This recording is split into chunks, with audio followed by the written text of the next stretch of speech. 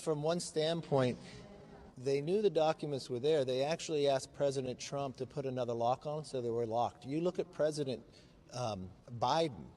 He wasn't president. He was vice president. He held these in different locations right out in the open. He criticized President Trump. Did he utilize the Justice Department to raid President Trump? Did you think that was right? They knew this has happened to President Biden before the election, but they kept it a secret from the American public.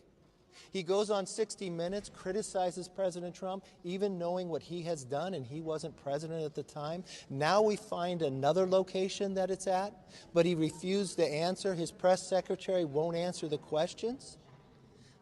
You watched them leak photos of sitting out files of President Trump. Where's the photos of President Biden's documents? Where are those photos at? He knowingly knew this happened going into election, going into interviews.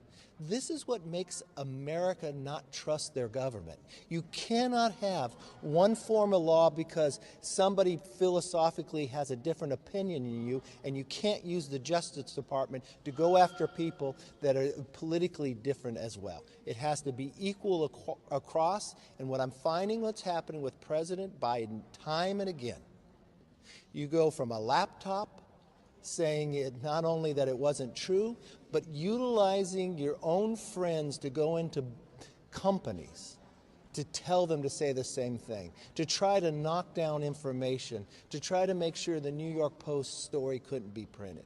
You should be offended by that. You are of the press. You should be allowed to write even when you knew it was true. Les nouvelles du Facteur.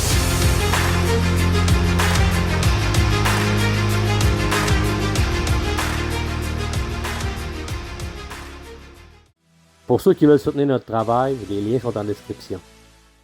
Vous n'avez pas entendu parler du Facteur? Les nouvelles du Facteur.